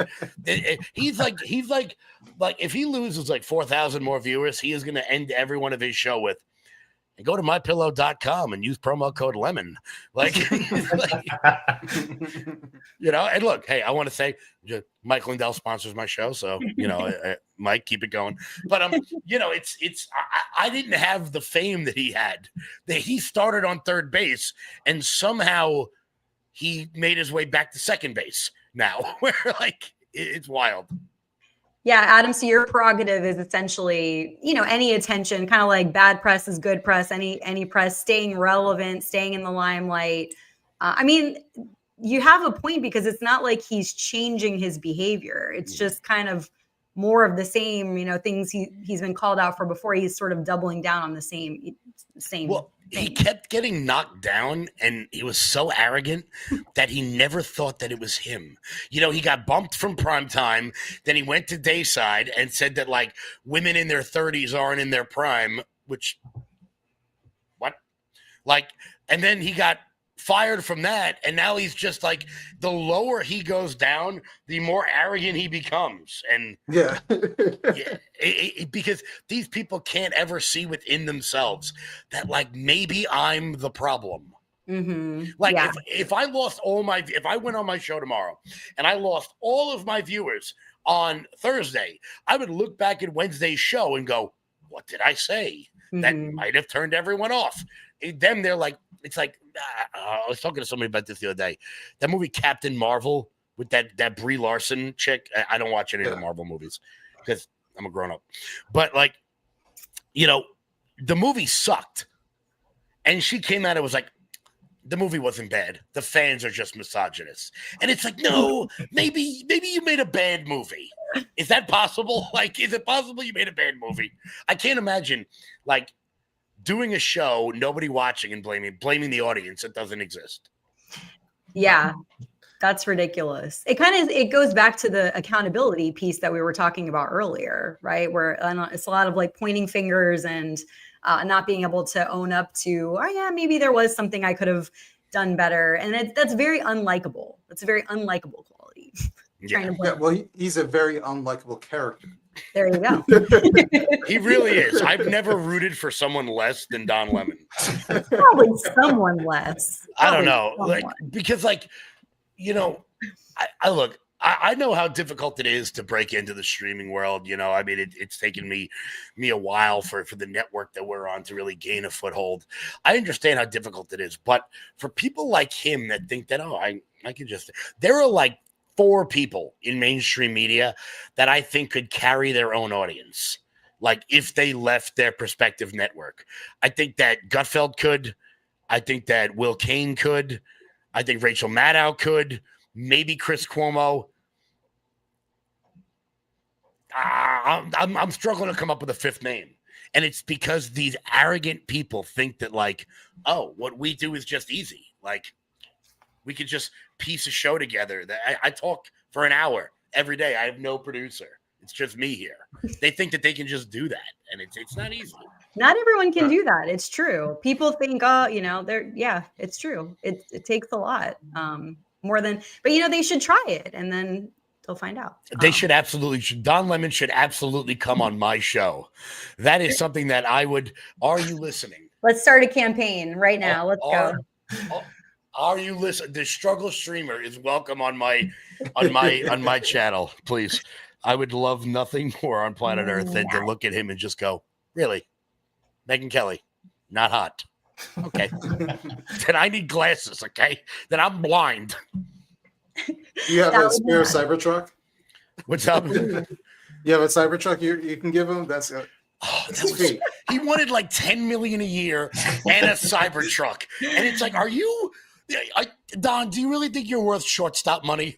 Do you really think that like you and Francisco Lindor are worth the same to your particular entity? I don't think so, my friend. I really don't. I don't want to forget to say this, Kevin. I wanted to go back to something that you said, which I super agree with in terms of comedy and what's funny and not funny with, you know, some of these late night shows with SNL. I totally agree with you because it's something that's annoying me a lot too, is just this sort of like name calling and physical attacks and the aggression and the anger. It's just really taking over, and it's ugly. And like you said, it's not funny, and it's just getting people more riled up. I see it with some of my friends, like when they're watching those shows, and it really like feeds into, like, they just get heated. They're like yelling at the TV.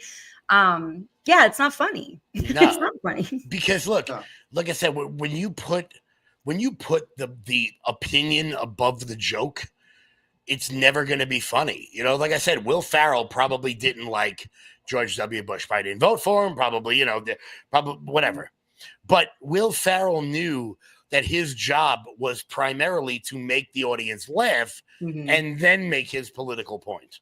When he was like, you know, like the strategery line, or, you know, they've been making fun of Phil Hartman used to play Reagan, probably hated him, but, you know, the job was to make you laugh. And now you see people out there doing Trump on SNL, and the jokes aren't funny because they're trying to prove a point. Like Alec Baldwin, when he did Donald Trump, first off, there are like 30 people out there who do a better Trump impression than Alec Baldwin, but SNL hired him because they were trying to prove a point, not to make people. You get Sean Farish, you get Shane Gillis, you get that what the hell is that kid's name? The young kid that does it. He walks around all over Manhattan. Oh, shit, what's his name? Drive me crazy. But like there's a million people out there that do Trump that would have been better on Saturday Night Live if they had just like went on TikTok and found somebody. Instead, they drag Alec Baldwin, who is either drunk or shooting people, to make, I don't know what. Both. Oh, both. Yeah. You know. Look, he's from Long Island, so you just know, you know, we're not all like that. We're usually drunk or shooting people. We don't, you know, combine those. But you know, it's and here's the thing. Like I said, I like to laugh. I like comedy. I like political comedy. I love Jon Stewart, and I loved, you know, when South Park made fun of Kristi Noem, like shooting her dog, and like, or made fun of Charlie. Like, we all laughed because if it's funny, I will laugh. But when I see bad comedy, and I did comedy for like 2 years, I loved every single second of it. It was the best time of my life. I wish we could get back to that, because if we're able to laugh a little bit more, maybe people would be less of a dick all the time, because the one thing authoritarians hate is the sound of laughter. And that's why they usually kill the comics first. Well, I definitely agree with you about the laughter piece, which is why I try to incorporate humor and laughter into my content. I do think that laughter and humor is therapeutic for sure. But so that's why the left went after comedy first. In the whole like cancel culture, Kevin Hart made a gay joke 15 years ago, and you know, they started to censor everything they were saying on TV, and like there hasn't been like a good. I think about sitcoms. Like, I'm not talking about like Archie Bunker, who was like an out and out racist. I'm talking about like Al Bundy. That was like the early 90s. It wasn't that long ago where people were just funny. You couldn't make that show today. You couldn't make Tropic Thunder today one of the funniest movies ever, because we cater to the stupidest person in every room. And because of that, there is no creativity. There's nothing new. There's all just remakes and prequels. And how many more Marvel movies do we need? Like, it's killing the arts. And I miss it. I miss quality entertainment. It's true. A lot of those shows, I just saw something about The Office. I think it was Rainn Wilson from The Office who was saying that you couldn't even make The Office these days. Well, you know, they do this with the show. So I saw one of the cast members from Friends was talking about how problematic the show was. Really? When the residual check comes in, you don't find it too problematic. Like, you know, when you're getting your million an episode, it's not. Or I think Molly Ringwald was talking about how, you know, the problem with the Breakfast Club was there wasn't enough diversity. And I'm just like, oh, shut up, lady. Like, it's a classic that cost 9 cents to make and everyone loves. Like, that rethinking film and TV from the past, it bothers the hell out of me. If I could say something as the diversity pick of this episode here. I can't stand when we pretend that Black people were never in films. I can go right. a slew of films, great films that people love to this day that came out in my lifetime. Came out in the 80s, 90s, and early 2000s. And no one, it was never fixated that this is a Black person here or anything like that. At least from an audience standpoint. Was it a good movie? That's all that people care about. There were people who were Black and white who saw Malcolm X and saw Denzel Washington kill that role, right? There are people, they just wanted a good movie. Yeah. They're like, I like this guy. I'm going to watch that movie. They're going to watch it because it's good. Not because, oh, they finally have the proper amount of representation. Or, or this is a reimagined version with an Hispanic woman. It's like, no, just, is it a good movie? And anytime they focus on everything else but having a good script, it ends up turning out terribly wrong, terribly bad. But the other reason why there's no good movies is because they stop taking risks. I think of a movie like Fight Club, where that is a risky movie and it's an edgy movie and it worked. But you have to be willing to take that on. And right now, the streaming services own everything. So everyone is focusing on making the maximum amount of content, slop content that they can give to Netflix to fill up their library, and to Amazon to fill up their library. So the production houses aren't really focusing on good scripts. They're just trying to churn stuff over. And because of that, there's also not as much work as well. So that's not helping the situation too. So I mean, think about like 20 years ago, the anti-hero era. Imagine the problems people would have with Tony Soprano and Dexter and Breaking Bad and Sons of Anarchy and all those sort of like I said, the anti-hero era. Well, Tony Soprano as a character is incredibly problematic due to his misogyny. He's a mob boss, bro. Like, yeah, it's a problem. Like, he's not a good guy. That's the point. Like, yeah, that's the literally the entire point of the show is that you could like someone who's a genuinely awful person. Like, that was that era, and there was never. I mean, I can't imagine somebody could point to a better era of dramatic television than like 2000 to 2010, where you had all those series and they were banging them out left and right, and they just like that just died. I mean, how many people joked around that after Game of Thrones ended, all right, I don't need Netflix anymore. And there has, I'm sorry, not Netflix. HBO. Yeah. Like, it just, everyone canceled the day after Game of Thrones ended.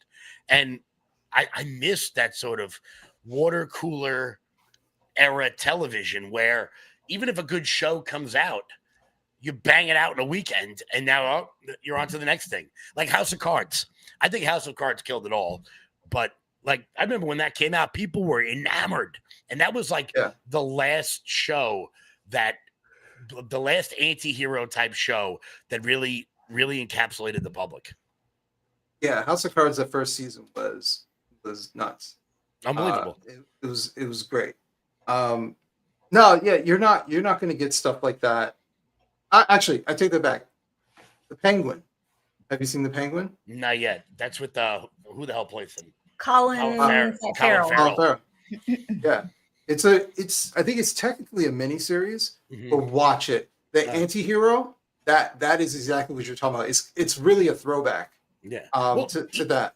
Even when they made Joker, they were like, I mean, a cinematic masterpiece. There were still people complaining about it that like, oh, we're trivializing mental illness, and it's like that's the opposite of what we're doing. Like that's the opposite of what that movie did. But I think it also adds to when we talk about clickbait and stuff like that. Like, you can find the dumbest person on the internet to write the stupidest possible article and get everybody talking about it in Salon or Mike or one of these ridiculous on a Slate Is Slade even around anymore? I don't even know. But like any of them, problematic. We need to stop using the word problematic for anything. Problematic is problematic. Well, actually, I was going to say that I do think that we give too much air to people who are just trying to get your attention in the first place, right? And we think like, oh, 3 critics said it's problematic, and so hence, look at all these people who hate this. Meanwhile, you had the Top Gun movie come out, great, the highest grossing movie in quite some time. Yeah. Everyone loved it and raved about it. Like, it's because most Americans like that shit. Yeah. We like a good movie. We like a good pro-America movie with good acting and action. We don't have a whole lot of action, like good action films. Oh yeah, because it would be toxic masculinity, and it would be, it just turns out I don't want to be preached to in a movie. I don't need anything Greta Gerwig makes ever. Any of her movies. I don't. But somebody in the chat, speaking of funny stuff, are you looking at this Twitter chat right now? This guy David Gregson. Why don't they have TV in Afghanistan? Because of the Taliban. Yeah, David's got some bangers over here. Yeah, well done, David. I don't know you, bro, but that's well done. You got emojis, you got flags. That was well done. And he also said, if we can't laugh, what have we got left really in 2025? Speaking to our point of humor and laughter. Mm-hmm. Yeah. Well, going back to the need for attention, I have a new thing where I'm giving out Unbold awards. So based on that, this week,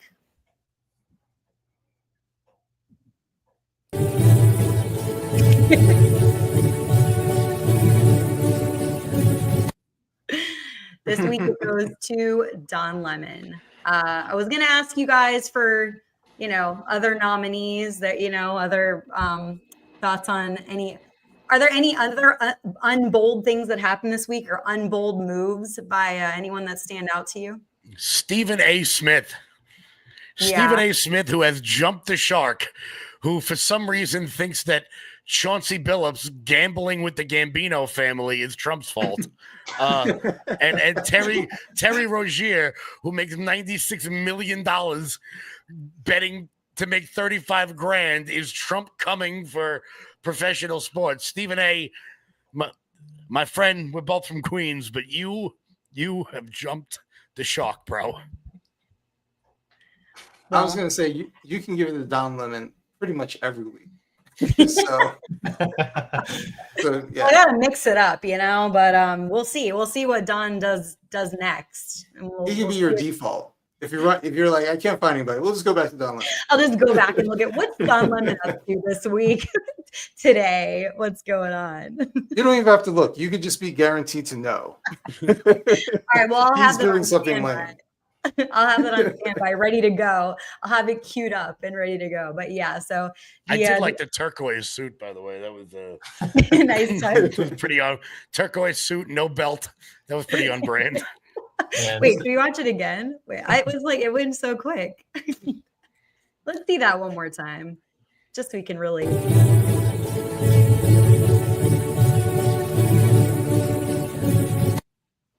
I think it really speaks to Adam's point about how he likes attention. You guys remember when he was drunk on air on New Year's and like we all were just supposed to pretend that wasn't happening?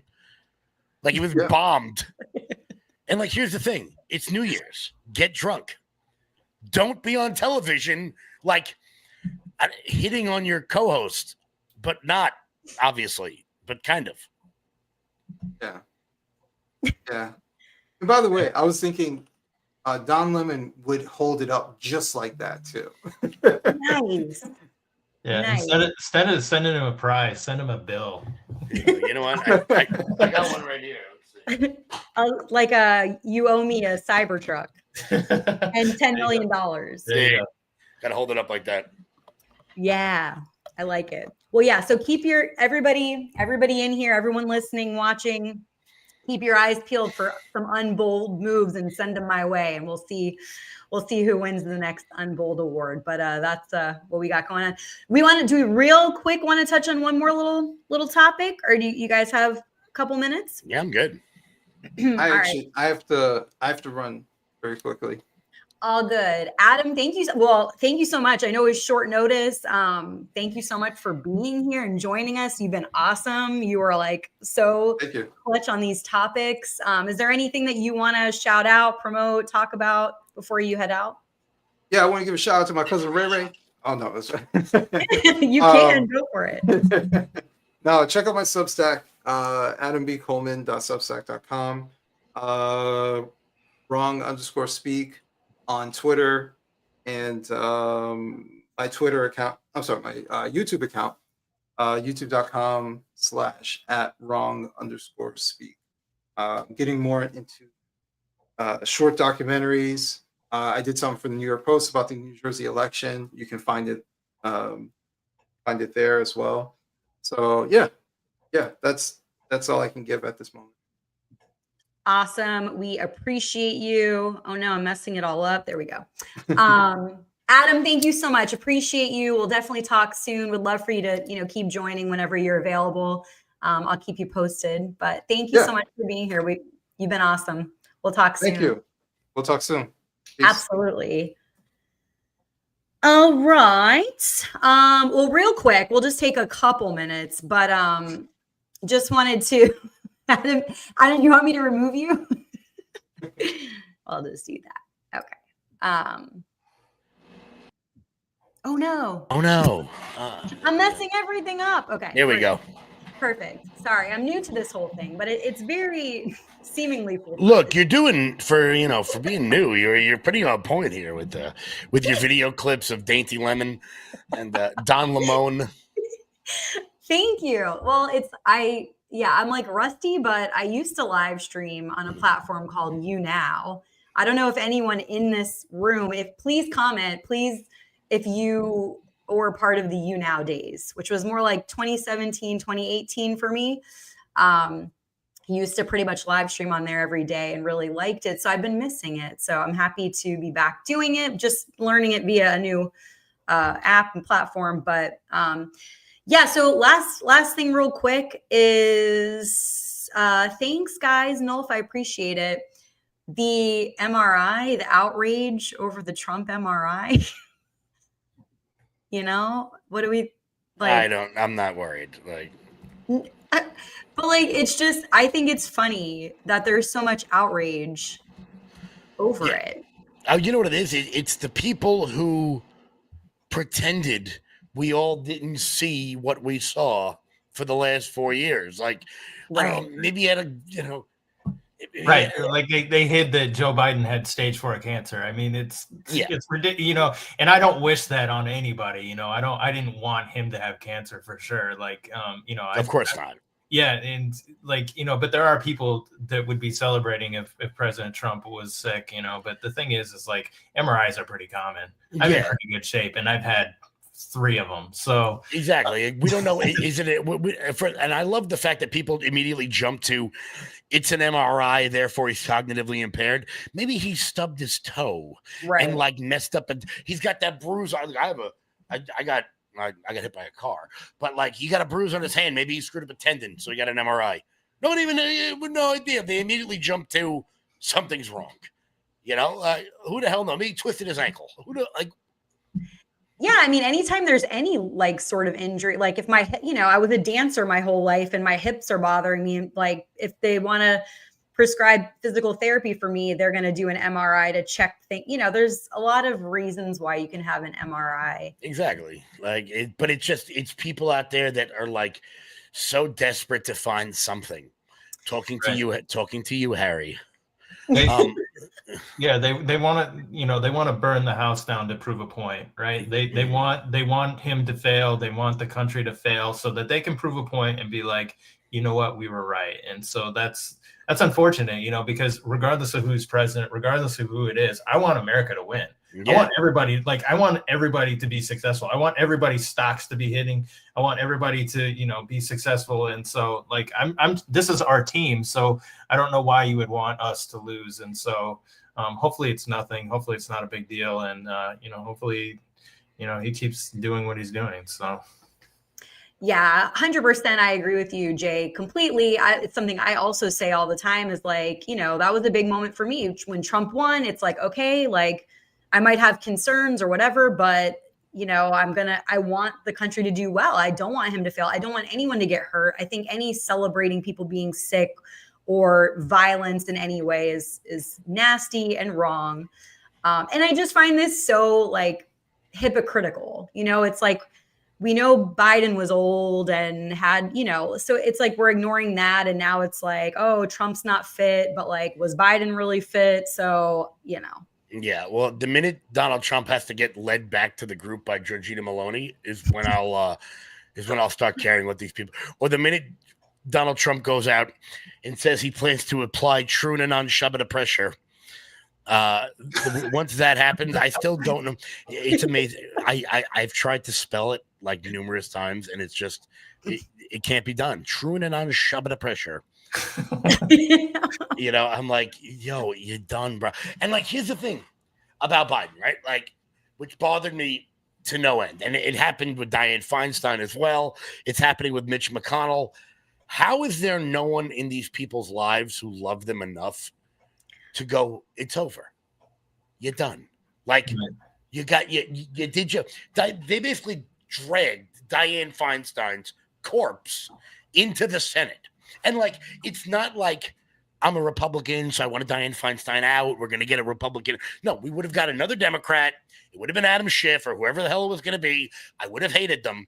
But like, you think that one of her grandkids would have been like, no, we're not doing this.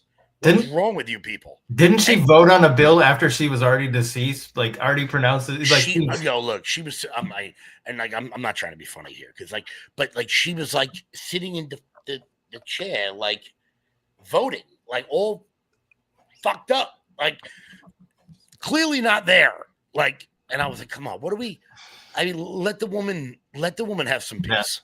Yeah, I mean, there is, regardless of who they are, there is going to be some, mental decline. I mean, we're all going to get, Alzheimer's at, if you live long enough or whatever, you're going to experience some of that, And so, I don't know, that maybe there should be an age limit.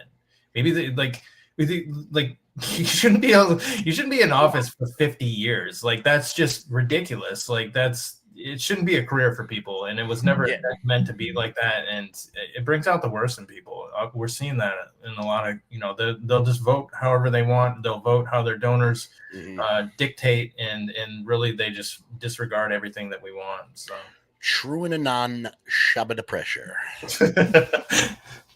I just, you know what? I'm more upset because I just want to know what it is. Yeah.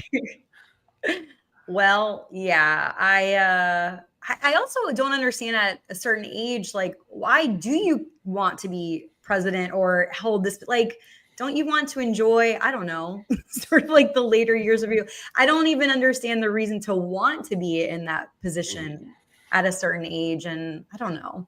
I mean, I want like a rocking chair and a cognac now. I'm 36. Right. Like, I don't I can't imagine. Ooh, I've got to fly across the country to sit on the subcommittee for energy. Cause without me, I don't know. Yeah. Nope. I don't get it. All right, guys. Well, it has been incredible having you tonight. I thank you so much. I'm going to give you both a chance. Jay, will go to you first to anything you want to shout out, promote. Just follow me on X at BlackHawkCE457. Do spaces, do lives, and then I'm also on TikTok too. Same handle. That's really it. Thanks so much, Jay. And oh my God, this part I'm not so good at. I'll just do it from here. Go. No, you're good, Kevin. Hey, there we go. Look at that full screen. What's up, guys? So my my X handle is right there. Kevin _Smith 45. If you guys want to give me a follow, turn the notifications on. you'll get more content like you saw today, or I'm live every day at 3 p.m. across all of my platforms. You guys can just type in Loud Majority, right? Like it says behind me, Loud Majority, and I'll pop right up. Hope to see you in the chat tomorrow. Thank you guys both so much. I'm going to close out with a few final words here, but you guys rock. Would love to have you anytime you're available and want to join. So we'll be in touch. Appreciate you both so much. Thank you. Thanks so much for having me. All right. Well, guys, I will do I did see your comments in the chat. I appreciate them. Thank you so much for being here. Next time I'll try to pin some of your comments and questions, but we had such a full, amazing panel tonight. So it was hard to get to all the questions and comments because such great conversation, but I will be sure to pay attention. And thank you all so much for being here, for tuning in to our very first Bold Chat live stream. Definitely want to thank Network Access Group for supporting this and making it possible, bringing this live stream and my weekly podcast to you, Bold Talk. If you haven't caught Bold Talk, please do. It's my new podcast. All the episodes are available on Rumble, on the Network Access Group podcast Rumble channel. The link is in my bio. You can find it there. All the previous episodes so far, there's been Josie the Redhead Libertarian, Brandon Straka, Tiffany Gomez, Brian Krasenstein, Chrissy Mayer, Sarah Fields is this Friday. Last Friday was Ada Yuk. They're all there, and they release the Sarah Fields episode is coming out this Friday at 7:00 p.m. Eastern Standard Time. Again, on Rumble, the Network Access Group podcast Rumble channel, link in my bio to watch all the episodes. And be sure to tune in on Friday at 7 p.m. Eastern Standard for the new one with Sarah. Other than that, guys, just want to thank you so much for tuning in. Thank you for being here. The guests were incredible. This is going to be a new weekly thing, at least once, possibly twice a week. So I'm really excited to be back doing a live stream and getting to connect with all of you. Please, please, please feel free to comment, give feedback, ask questions, support and show love to everyone that resonates with you. And I think that's it for now. Thanks again, NAG. Thank you guys so much to all the guests. Evan. Oh, I never had to do the Evan Kevin joke. Evan and Kevin rhyme. Yeah. Well, more guests than I ever expected, which was awesome. Jay and Adam last minute at the buzzer. You guys are awesome. I think it's been such a great conversation. I really appreciate it. And I hope that you all have as well. Thank you so much. I hope you have a great rest of your night, and we'll talk soon. I'll let you know when the future live streams are coming up. Thanks, guys.